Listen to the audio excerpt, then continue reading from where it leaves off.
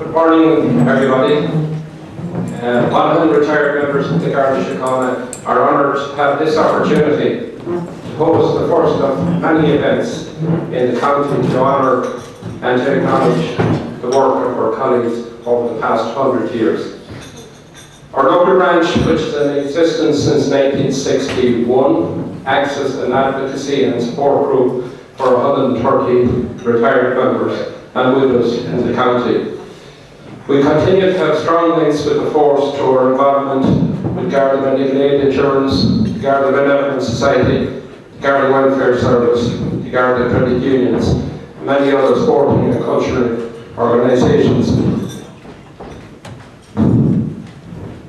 The last century has thrown up many challenges for the Garda Síochána and for the state. The force has seen policing transitioning from a paramilitary force to an armed, community-orientated service. This model has stood the test of time and long may continue to be so. Over those 100 years, 89 serving members of the Gardaí were killed on duty, and we especially remember Michael Turkin, Gary Sheehan, A.T. Cawley, Pat Rutledge, and Gareth Lally from Carrigan Cross. 741 members died by serving, and we also remember with fondness the members of our local retired branch who have passed away recently. I would ask you to observe 1 minute's silence. You can remain seated in memory of those who have gone before us.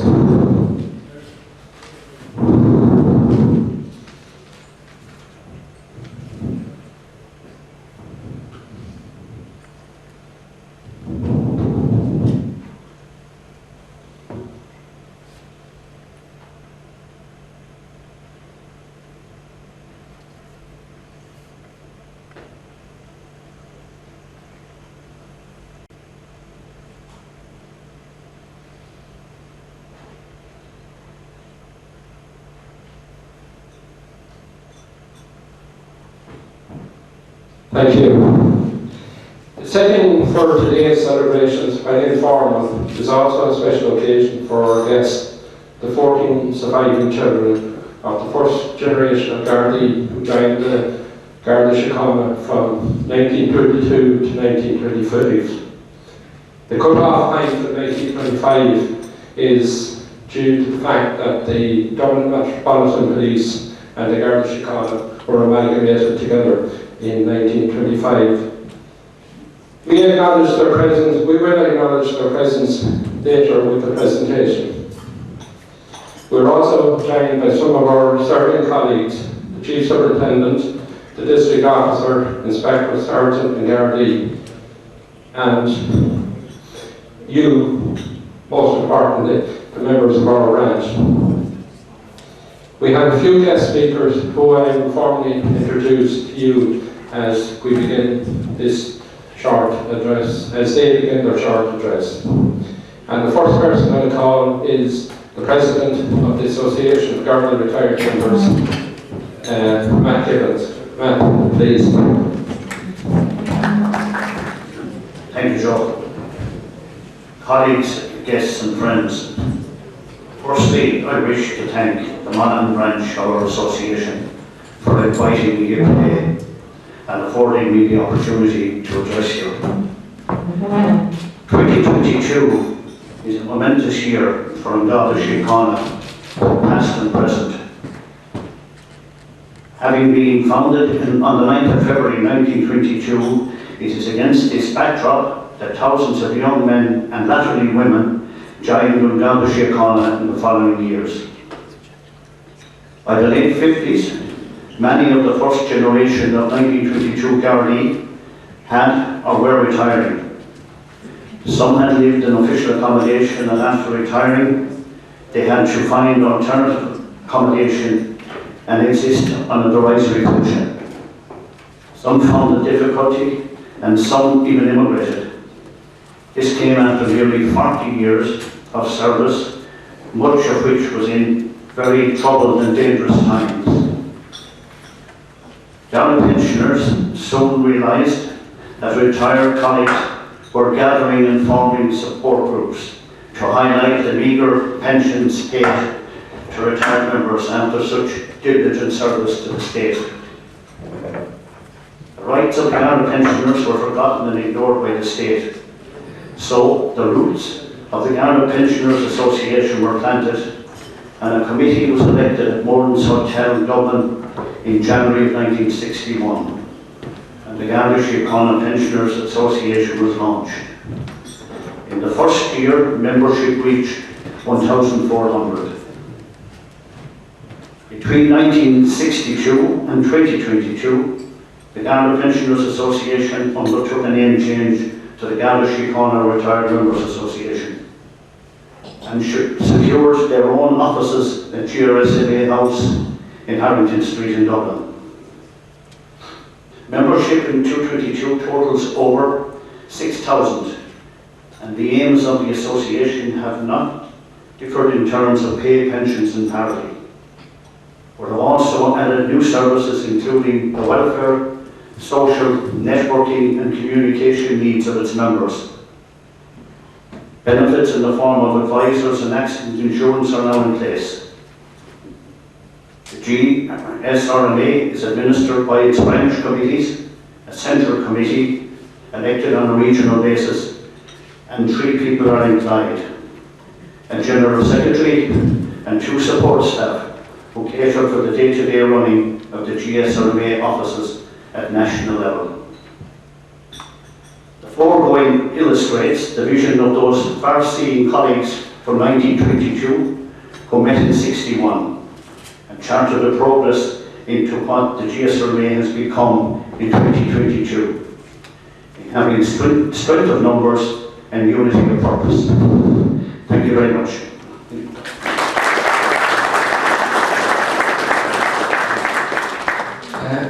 Thank you, Matt. Matt mentioned 1959, and that was very important year because the first time female members joined the force. And we're delighted to have Eileen here with us. Her sister was one of the first members, Mary McKenna from Amy Vale, and you'll probably see it come out on the slide later on. We received a number of apologies from a number of people who couldn't make it this morning, so I just want to thank them for their courtesy coming back to us and acknowledging the event and wishing us good luck with it during the last 100 years. I said at the outset, we have a number of serving colleagues here with us today. I think what the committee were anxious to do, that we would make a link between 1922 and 2022. And we do that by having the family members from the 1922 first generation, but also we have, battery must be running down.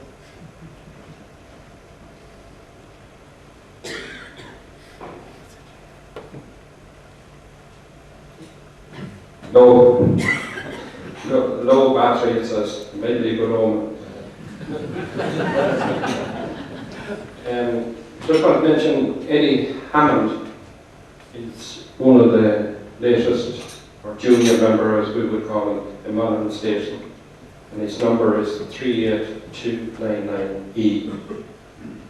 Eddie, a former member of the London Metropolitan Police, has joined the Garda Síochána. Since 1922, over 38,300 people have joined the force. So you're welcome, Eddie, as well. I call on Chief Superintendent Alan McGovern. I think we're having a problem with the mic here. So reporting here, please.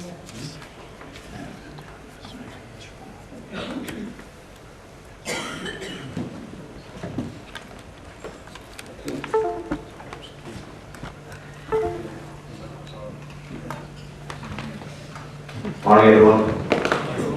I think this is the modern day trap that he was talking about to stop people from speaking for too long.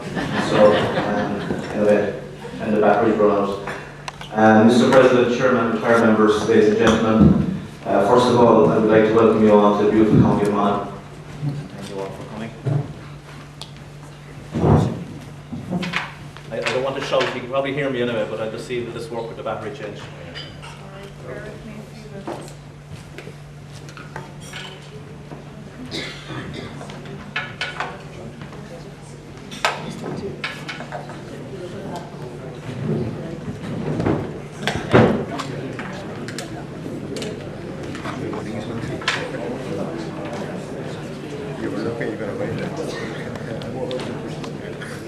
I think we're back up and running again. Recharge the batteries, as I said, literally. Look, I apologise in advance that a Cork man and a Kerry man have the pleasure of speaking to you this morning. But I'm so proud and have the privilege to be able to speak here today to people who have dedicated their lives. Who've dedicated their lives not just to Garda Síochána but for the country. So well done and thank you for that. You should be all so proud. I know the personal sacrifices you've all made, most importantly family members have made. I'm going through that now myself, so I know what this means. And we do appreciate that. We have retired members, widows, family members in the room, some who made the ultimate sacrifice as well and lost loved ones in the line of duty. We have Scott medal winners in the room as well. I met Breda Maroney Ward earlier on. Breda, where are you? Can you stand up? There she is. And she showed me a medal that her father was given, Pat Maroney, in 1972, as a member who joined in 1972. And just Breda showed me a letter, if it's okay just to read it out. It was from Chief Superintendent Garvey, who later became a commissioner, as you know, and it reads as follows. Cara, 5th anniversary of the foundation of Garda Síochána, issue of commemorative plaques. To mark the occasion of the 5th anniversary of the foundation of Garda Síochána, a commemorative plaque is being issued to all of those members who joined force in 1922. Our records here indicate that you were one of the founder members of the force, and accordingly, I have great pleasure in forwarding to you one of these mementos. Please acknowledge receipt by completing this form hereunder and return same to this office at your convenience. Michel Lamas, EP Garvey, Chief Superintendent. So it was great to see that, and there's a lot of history in this room here today, and a lot that we have to be grateful for. So thanks for sharing that, Breda, and I will return it. You were brave to let me take it in the first place. I know a lot of you are getting commemorative pins today, this morning. We're mine with pride. I have one here and I'll be giving it back. And I suppose before I speak briefly in relation to the operating model, I just want to give you a quick overview. The organisation has gone through a lot of change over the years, and a lot of people in the room here today were part of that change. And again, I want to thank Eric for the opportunity to speak this morning. Pat will speak in a minute in relation to the centenary element, which is probably what you're most interested in. So again, I won't speak for too long in relation to the operating model. But just listening to Liam speaking a while ago so well in relation to the history, and see how far we have come. Imagine women weren't allowed to join a Garda Síochána, and when they did, they had to leave when they got married. So change can be good, and change like that is always welcome. So the operating model will take us through some change, and we'll just talk through, I suppose, why we have the operating model. So the district model that we've had has been unchanged largely for 100 years. So the operating model came in after recommendations for decent service for the future. I suppose we looked at how we operate as an organisation. And really it was changes in response to how the communities were changing, how society has evolved over the years. We're not the same today as we were in 1922. We're not the same country we were in as we were in 1950. We're not the same country we were 10 years ago. So we're changing very quickly. So as an organisation, we have to meet the needs of society as it changes. Our mission is the same. Our mission is keeping people safe. What will it look like?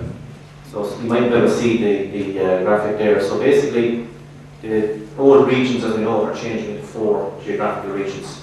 The divisions are changing into 19 divisions across the country, and they will have what's known as functional areas or hubs. So community engagement is one hub, crime is another hub, we'll have a business services area, and then you have a governance hub. So basically what all of this means is that all of that work that people will be given out about over the years, the paperwork and the administrative functions, are really dealt with by somebody else. So I suppose the members of Garda Síochána can carry out their policing duties in a more efficient and streamlined way.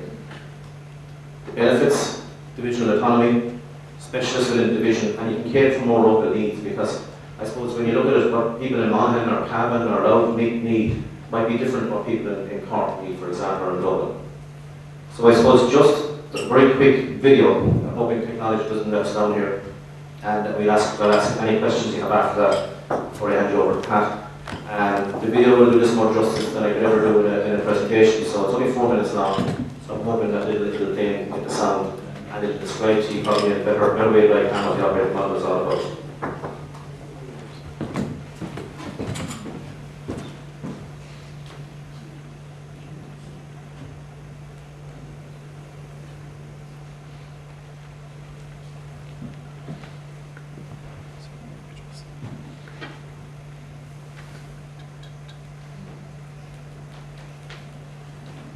Trying the sound here, we might be in difficulty with the sound, see how we go.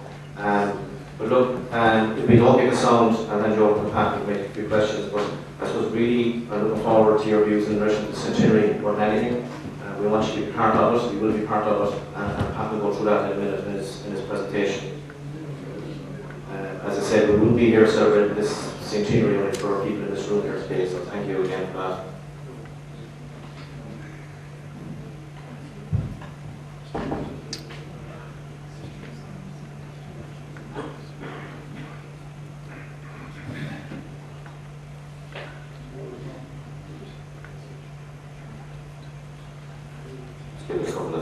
Any questions in relation to the operating model?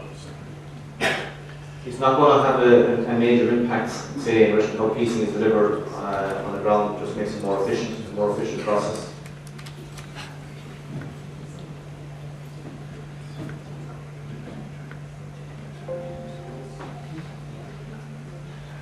Okay, I'll introduce you to Pat O'Connell to talk about the centenary. I'll use about the video, but anyway, look, the centenary is probably a more interesting presentation and more relevant presentation for you. And again, thank you all for coming. I look forward to meeting you over the coffee after and the cup of tea.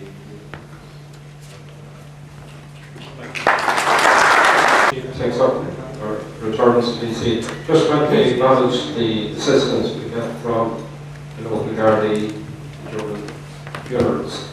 It is very important to see the presence of uniform Gardaí and serving Gardaí, uniform mandate at funerals of deceased colleagues. We don't have a problem in our county, but I know it does manifest itself in other areas where that attendance isn't there. So I just want to thank you and your colleagues for that on our behalf. So I'll call on Superintendent Pat O'Connell, District Officer. As I said, today is only one part of a number of events that will take place over the coming year. So Pat will address you on those. Thank you.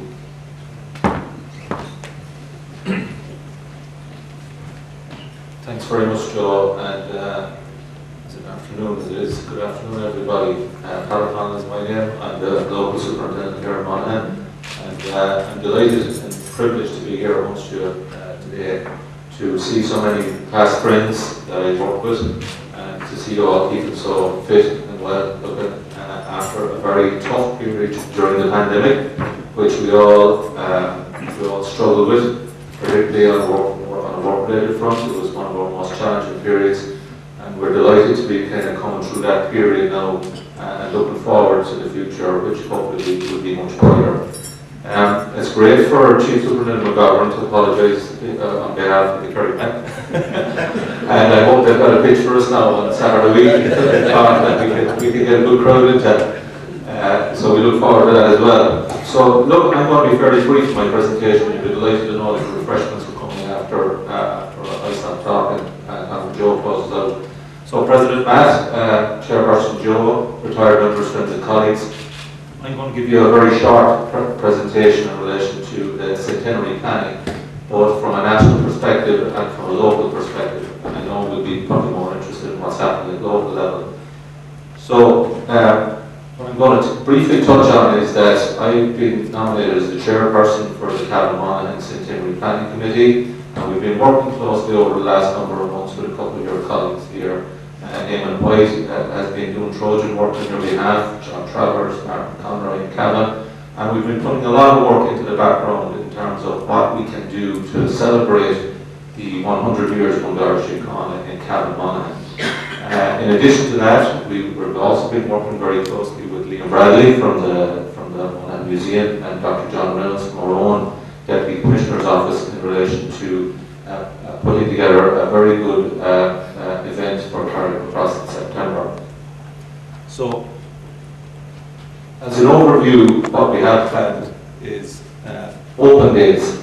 So we have a couple of open days, and open days are very important for us to continue our engagement with the community, but also gives an opportunity for retired members to come back in and maintain that link in the local station or the district in which they're currently residing in. So for June and July of this year, we have a number of open days. Carrick Cross on the 19th of June, we'll kick off there. Following on in Monaghan on the 9th of July, and then there'll be a community engagement event in Bailborough for as part of their Bailborough Summer Festival on the 24th of July. And Cavan District is currently being planned with a date to be confirmed. So those open days are important, and I suppose we will have a one-page handout for you to take away with you this afternoon, so that you don't have to be worrying to say if you miss anything on that. That will be available at the back of the room, so please take one with you. So that will kick off our opening parts, and what we really want to do here is give an opportunity for the local community to come into the local stations and engage with us, particularly in light of what's happening with Ukraine and the refugees that are arriving into this part of the country as well, and the continuous diverse communities which we now have living amongst us, to make sure we continue building relationships with those people. So those are the community open days which we plan for. Moving on then to September 2022, we will be holding an academic conference and a community engagement event at the Carrick Cross civic offices in mid-September with a date to be confirmed. This conference will be complemented by a community engagement event for families at the civic offices, where we hope to bring down a large number of our operational support units, the mounted unit, the Garda band, the air support, if possible, to get them to come down for it, and have a significant flag piece event for the division to showcase the many different services that we have operating at the specialist service and at the local service within Monaghan Síochána.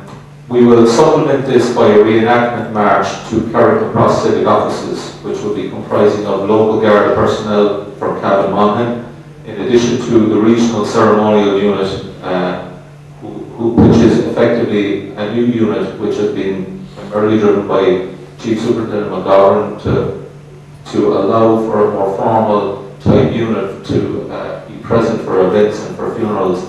And I know some of us might have experienced that unit operating at local funerals here in Monaghan, and the type of service that they can deliver and the professionalism which it allows us to give due respect to the members who have passed on. And I'm delighted to be the superintendent in charge of that regional ceremonial unit from the Northwestern region, and I look forward to building on it to make it better going forward. So we'll have that unit in addition to our own management team. Chief Superintendent McGovern and I will be leading out on that march, along with our own local members, and retired members are more welcome to join us as well. And we'll work on that as part of our continued planning with AMA. So that's planned for September in Carrick Cross, and we would like that to be publicised as much as possible and given as much support. Moving on to County Cavan then, on the 23rd of September, there was a culture night in Cavan County Museum. And that culture night will be enhanced by a community engagement event on behalf of the Gardaí in Cavan. It's hoped that we'll have the Garda band there on the night in question as well to enhance the performance of for the engagement and peace. And again, it's an opportunity for families in the local area to come in and meet and greet with the local guards, but also to experience a display that will be provided by Cavan County Museum. In October then, we're planning a memorial for a Roll of Honour plaque. So we're proposing that 4 identical plaques will be unveiled at each Garda district headquarters in the division, bearing the names of those members who died from the division or in the division while on active duty as a member of Irish Economy. The flag-bearing company from our ceremonial unit will be requested to attend each of these in unveilings, and it will be a nice ceremonial piece to honour all those members who died while on active duty in the Monaghan division. Work is ongoing in that regard, and dates will be confirmed near the time and will be shared out through Eamon and through your association here. And I suppose the flagship piece for our centenary for Monaghan is the presentation, the formal presentation of medals. As you're aware, probably a centenary service medal is being provided for all current and retired members, and it is proposed that a formal presentation event will take place in Cavan on the 3rd of November with a venue to be decided, and here in Monaghan on the 10th of November with the location being the Hillgrove Hotel. And further information again will be shared with your association regarding the finer details of that. But I would at this stage say that this would be a great opportunity to finish the year in a very positive manner just prior to Christmas with an opportunity for all retired members and current serving members to come together in a good environment to share our experiences, talk about past experiences, but also to honour each member with the presentation of the Centenary Service Medal and a certificate which will be provided as well from the Commissioner's Office. So that's pretty much it from the local level. And as I said, that handout is available at the back room there through Maker John or Eddie, if you just take one on your way up, please. And from a national perspective, there's just a couple of key dates that I'm going to mention, because you might have an interest in what's happening at national level. So at national level, the next big event that's upcoming is on the 24th of May, and that event will take place in the Gresham Hotel to mark the historic meeting which was chaired by Michael Collins, which took place in the hotel originally on the 9th of February 1922, when the provisional government formed a committee to set up a new police service to replace the RIC. The original event was to take place on the 9th of February, however it had to be postponed due to COVID-19. But I'm glad to report now that that's taking place on the 24th of May. Then, in the first half of 2022, before the end of June, Irish Economy will launch a new historical online photo archive of policing. And again, we're looking for any historical photographs that you might have to be fed back in through the committee, and they'll be forwarded on to that work group for purpose of sharing. Then at national level, on the 27th of August this year, the flagship National Centenary commemorative event for Irish Economy will be held at Dublin Castle. This event will create an occasion in August 1922, when the Commissioner will recreate the occasion of August 1922, when the Commissioner of Mistakes led 380 civic guards through the Palace Street gates into Dublin Castle following its evacuation by the British Army. This was the first time that a large number of uniformed civic guards appeared in public, and was hugely symbolic at that particular time. An open day will take place in Dublin Castle, providing the public with an opportunity to view displays and engage with members from a variety of Garda units. An especially commissioned piece of music by composer Orona Casada will be performed by the Garda band at that event. And the Garda Museum and Memorial Garden will also be open to visitors.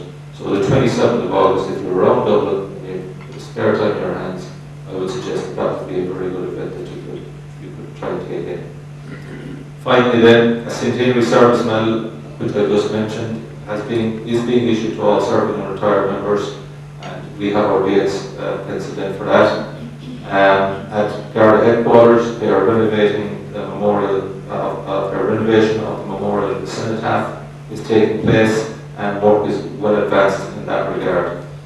Books on the history of the organisation and the contribution of women to Irish Economy are also being published this year, and those will be shared on our media platforms also.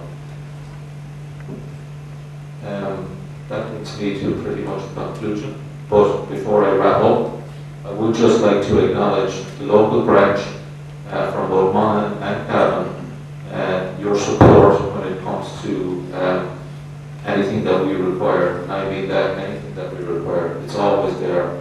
And particularly when it comes to funerals and for a Guards of Honour, I know you're one of the strongest representatives, if not the strongest in the country. And that was evidenced most recently at Monaghan's funeral. And I just want to acknowledge your significant show of support to the family and both the serving members as well. And it's important that we continue to maintain those strong links that we already have. So, unless there's any questions, I'd take a question if there is, if anyone wants to ask a question. If not, then I'll wrap up and just say thank you very much for listening to me and your patience this morning, and you can look forward to some very nice refreshments. Thank you.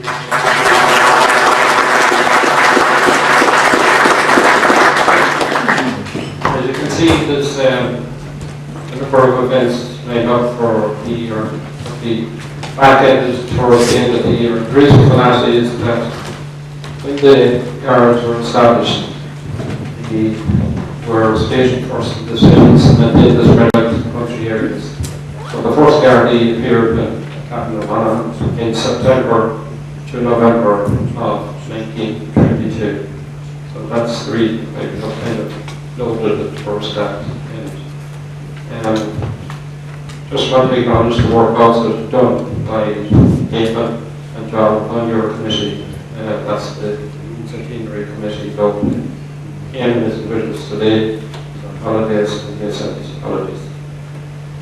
Now, I suppose when we organise this event, what we have in mind mostly was the families of the first Gardaí who joined from 1922 to 1925. And it's kind of not an easy task when you start to locate people from that generation. Because the first place you may go to, or the first resource that might think is available to you, will be the Garda pension section or the Garda record in headquarters. But because of GDPR data, you can't access them anymore. So we have to rely on the old papers and on our own local knowledge. And I think we did very successfully locate those children who will want to be acknowledged today. And also during the year, we have done a number of articles on those first members. We're continuing to do it. We'll do one next issue of the Shape on Ed Brady from Monaghan. I will call on Eric, our hard-working Prime Secretary, who will introduce the family members, and the President of the Retired Members Association, Matt Nivens, will make a small presentation to each of the family members.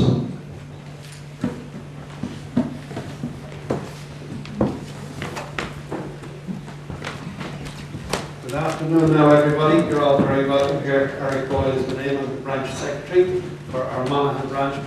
And just before we make our presentations, perhaps we just pause for one moment to remember with thanks the 89 serving members of the Garda Síochána who gave their lives in the line of duty and unfortunately cannot be here with us today. Among those 89 there are people with very close Monaghan connections. We're delighted to have with us here today Peter Clerkin. Peter is the brother of Garda Michael Clerkin. You heard in the presentation earlier by Lee. Michael was killed in an IRA booby trap bomb on the 16th of October in 1976. Also with us today we have Mary Cawley. Mary's the widow of Nathy Cawley and Evelyn Rutledge. Evelyn's the widow of Pat Rutledge. Nathy was a guard, 37 years of age. Pat was also a guard at 34 years of age. And both died in a road traffic collision when on an escort duty on the 24th of February 1982. So again, it's important we remember them today. We also remember Garda John Martin Lally. John was only 21 years of age when he was struck by a car on checkpoint duty on the 5th of May 1973, and he died from his injuries. Also very close in our minds and in our prayers, we have Garda Gary Sheehan, Gary the son of Jim and Margaret Sheehan. again, who was killed by the IRA in the rather bloody Battle of the War on the 16th of December 1983. So just if we can, perhaps just for a moment, we just remember our fallen colleagues.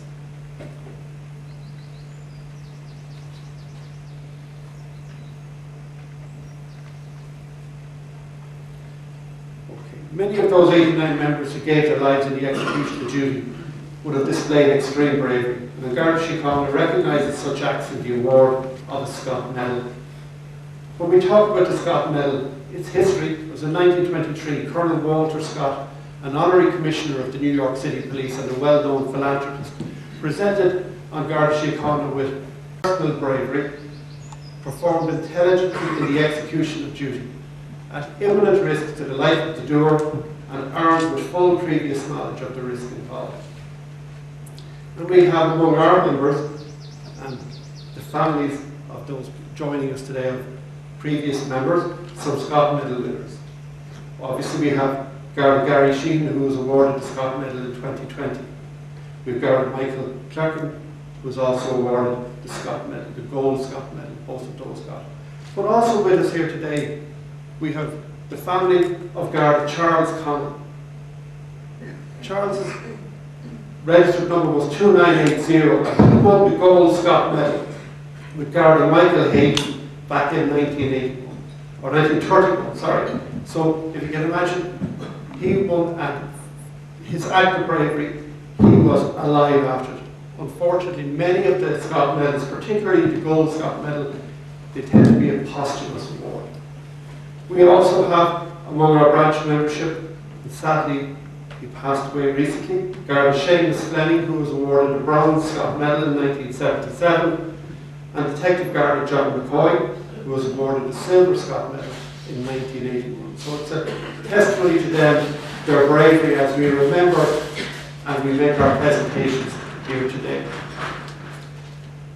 Okay, so we're going to call everybody up now, as they say, to make the presentation.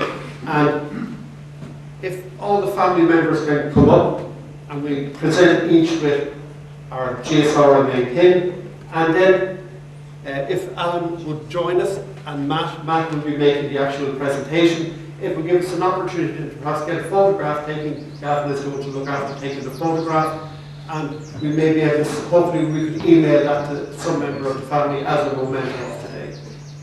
So we'll call everybody up in order. I'll just get Matt here.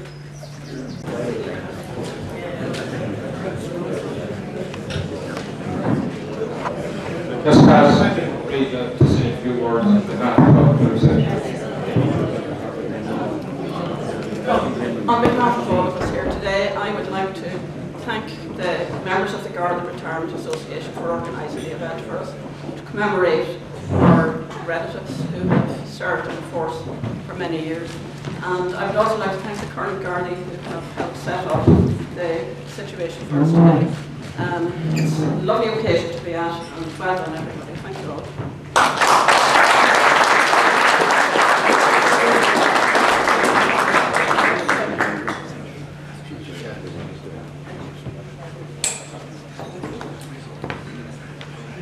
Our colleagues here from Cavan reminded me, rightly so, that on the 6th of June, or 8th of June, 6th.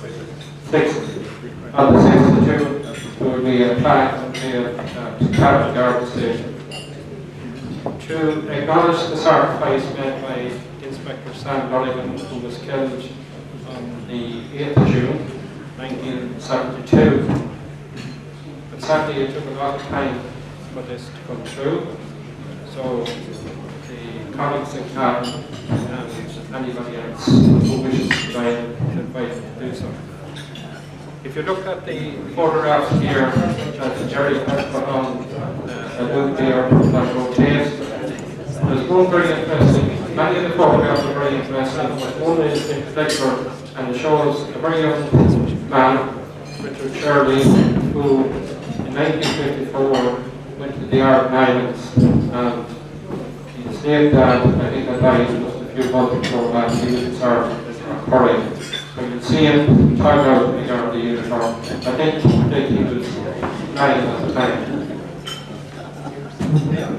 In conclusion, I'd like to thank Branch Committee, as some Seamus Brady, Eric Lyle, John Travers, Ryan McGovern, Bob Carlyle, and as I said earlier, Ken White for their support and help in organising today's event. I also wish to acknowledge the presence of Rory from the Northern Standard, good friend and neighbour, Peter Hughes from the Northern Standard, Peter Kavanagh from our branch who's doing the video, Gavin from the Senior Crime Unit who's doing the photographs, and nearly available to all the members who received the memento at the time earlier. We have apologies from Mick Berman, who is just out of the hospital, so just offer apologies on his behalf. And finally, I wish to thank the Four Seasons, Frank and the staff for hosting this event and the help to get us. So enjoy your breakfast or lunch, whatever we like to call it, and we'll see you again at some of the other events. For me and Michael,